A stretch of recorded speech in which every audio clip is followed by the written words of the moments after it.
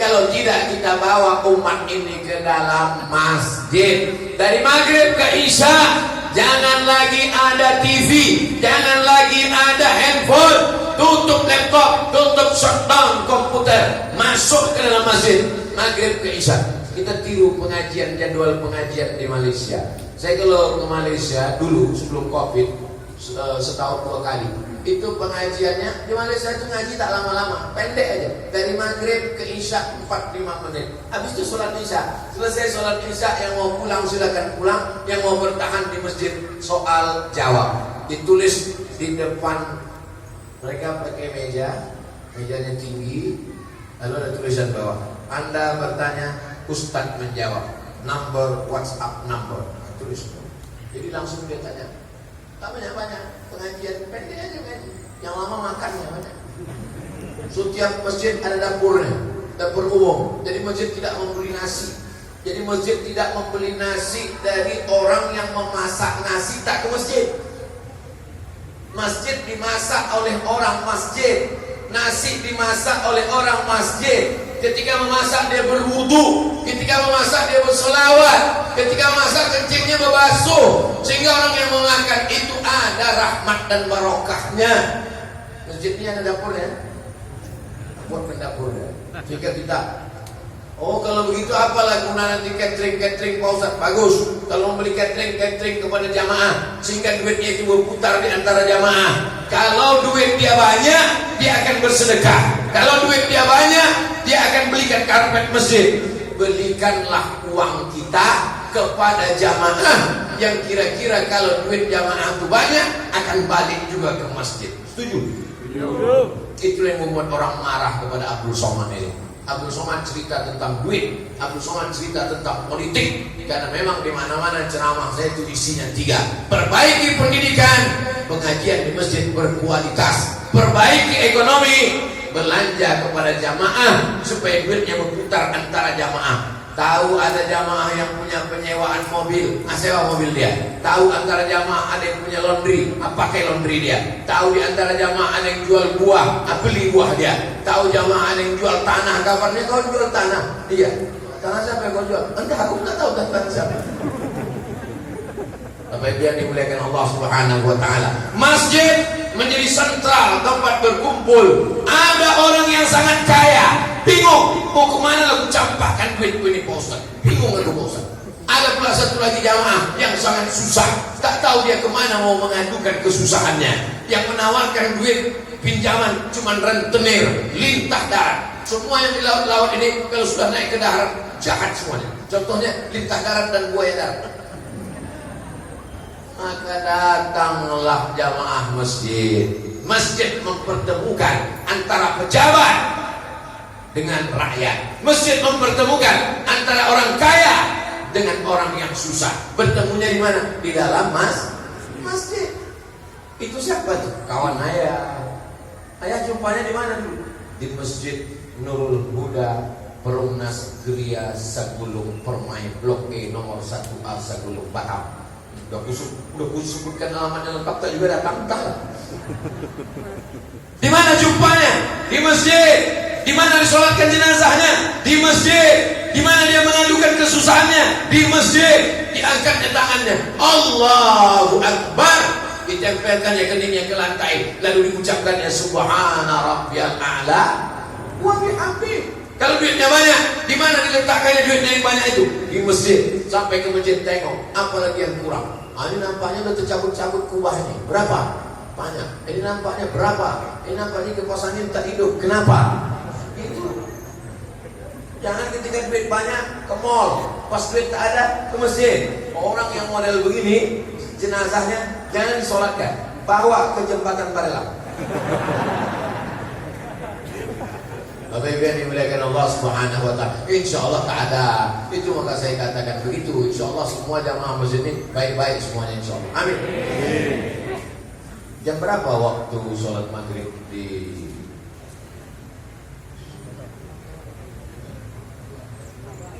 saya kadang tak percaya sama orang, lebih percaya sama Google. Waktu sholat Batam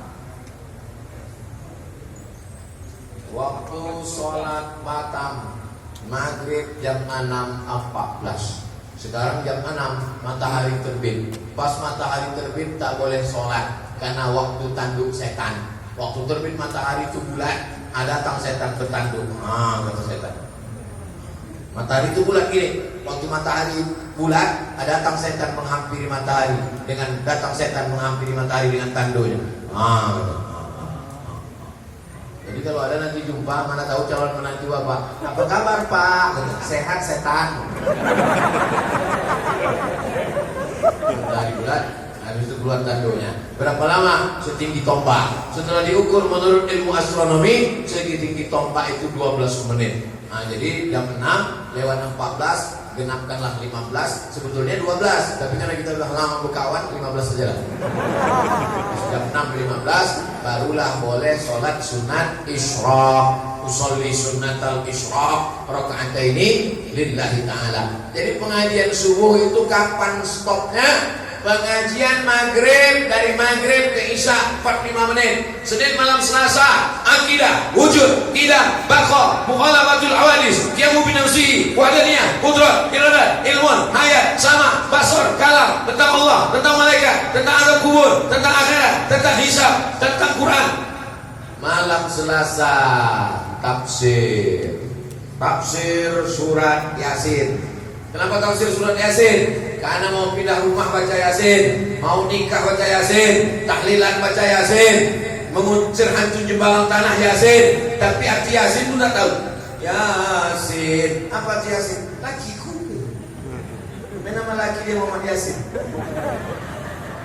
Tafsir surat Yasin, tafsir surat-surat pendek, tafsir Wadduha, tafsir Alam Nasrah, tafsir Qul Huwallah. Supaya apa? Supaya waktu sholat paham apa yang dibaca. Tak usah kaji-kaji tafsir tertentu arah. Tafsir, kau ngaji tafsir apa? Tafsir mimpi.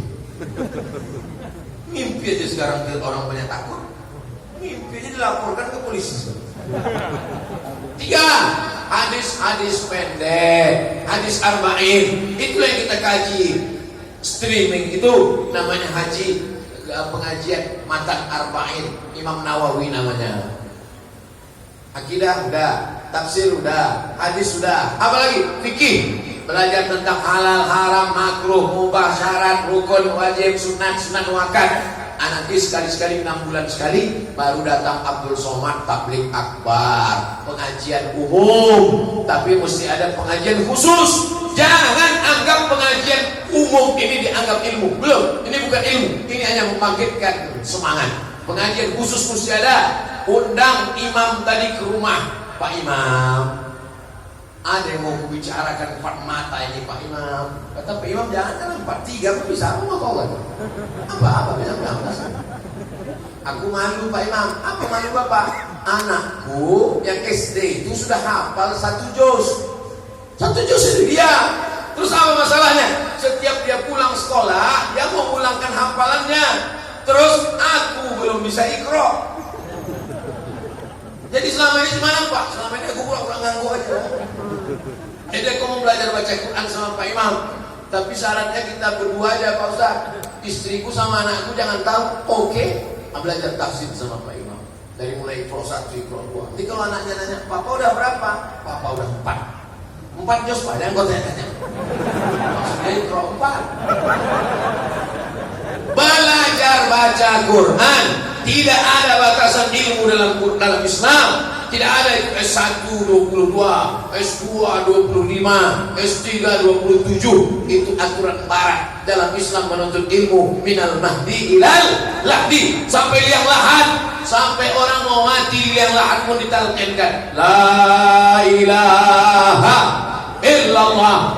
Bahkan sudah mati pun talqin itu ada 2. Ada talqin ketika sakratul maut mau mati, ada talqin ketika sudah dikuburkan. Di Batam orang mati sudah dikubur masih ada baca talqin. Banyak yang tak nengok jenazah nampaknya nih. Nampaknya jenazah di Batam main hanyutkan aja. Masih dikubur kan? Dikubur. Setelah dikubur itu dibacakan talqin. La wahai fulan bin fulan, kalau datang malaikat maut bertanya kepada engkau, man rabbuka, katakan Allah. Man nabiyuka, katakan Nabi Muhammad SAW. Man imamuka, katakan Al-Quran. Man kitabuka, katakan Al-Quran. Siapa saudaramu, katakan saudaraku orang-orang beriman. Kenapa lagi disampaikan itu padahal dia sudah mati meninggal dunia? Begitulah maknanya dua tauhid itu. Pertama mendoakan dia, yang kedua ini jamaah hatinya sedang lembut karena tetangganya baru meninggal. Ini jamaah hatinya sedang lunak karena ayahnya baru mati, karena emaknya baru wafat. Mumpung hatinya sedang lembut, diceramahilah sama ustaz. Jangan mengubur orang untuk mengubur kucing. Gali tanah kubur berapa? Tak didoakan, sudah putus. Tak didoakan Pak, sudah putus. Kalaulah putus amal orang hidup kepada orang mati, ngapain ada sholat jenazah? Betul? Nanti kalau ada orang mengatakan jangan doakan, udah putus. Nah, nanti kalau dia mati, tak usah sholatkan. Ditanya sama anaknya, enggak kita sholatkan, udah putus. Sedikit putus, sedikit putus. Itulah tausiah kita pada subuh ini. Sebelum jam 6.15 kita jawab pertanyaan-pertanyaan berikut. Assalamualaikum warahmatullahi wabarakatuh.